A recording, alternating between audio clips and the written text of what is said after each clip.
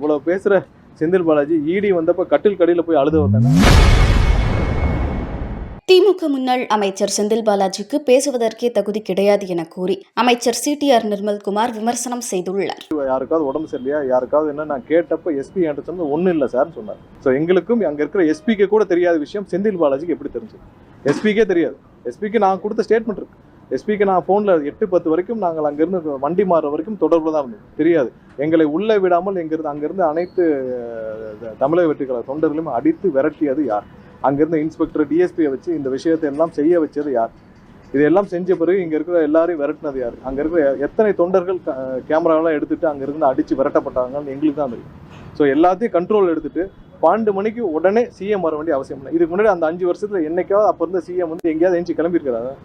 அவருடைய சொந்த வீட்டு விவகாரத்தை தவிர எங்கேயாவது எஞ்சி கிளம்பியிருக்காரா? உடனே எப்படி நீங்கள் வந்து சார்ட்டர் ஃப்ளைட் புக் பண்ணி எங்கே ரெடியாக வச்சுருந்தீங்க? அரை மணி நேரத்தில் சார்ட்டர் ஃப்ளைட் ரெடியாக இருக்குது, எல்லாமே ரெடியாக இருக்குது. உடனே கிளம்பி கரூருக்கு நைட்டை வந்து இந்த மொத்த நாடகத்தையும் அரங்கேற்ற வேண்டிய காரணம் என்ன? எல்லாம் விட நீங்கள் அவ்வளோ போஸ்ட்மார்ட்டமும் எவ்வளோ சீக்கிரமாக முடிச்சிங்க? உடனே எல்லா கிரிமினேஷனையும் ஏன் பண்ணீங்க? அனைத்து கிரிமினேஷனையும் உடனே எப்படி பண்ணீங்க? எல்லாத்துக்கும் கேள்வி இருக்குல்ல, எல்லா கேள்விக்கும் பதில் உள்ள, எல்லாத்துக்கும் பதில் வேணும்ல. நீங்க உடனே எல்லாருடைய உடலையும் அடக்கம் பண்ண வேண்டிய அவசியம் என்ன? எல்லாருக்கும் நைட்டா நீங்க வந்து உடனே 2 மணி நேரத்துல 3 மணி நேரத்துல ஒரு போஸ்ட்மார்ட்டம் பண்றதுக்கு 1.5 மணி நேரம் ஆகும்னு சொல்றாங்க. 1.5 மணி நேரம்னா நீங்க இப்போ அங்க இருக்கிற 40 பேருடைய போஸ்ட்மார்ட்டத்தையும் பண்றதுக்கு நீங்க எத்தனை டாக்டர் வேணும்? குறைஞ்சபட்சம் 30 டாக்டர்கள். உடனே 30 டாக்டர்கள் எங்கிருந்து வர வைக்கப்பட்டார்? 30-40 டாக்டர் எங்கிருந்து வர வைக்கப்பட்டார்? அனைத்து கேள்விகளுக்கும் எல்லாருக்கும் கேள்விகளுக்கும் பதில் தேவை.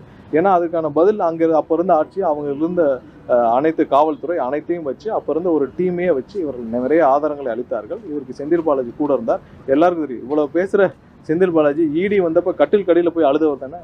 கட்டில் கடியில் போய் கடியில் இருக்கிற கட்டில் காலை பிடிச்சிட்டு என்னை விட்டுருங்கன்னு அழுது கதறினவர் தானே.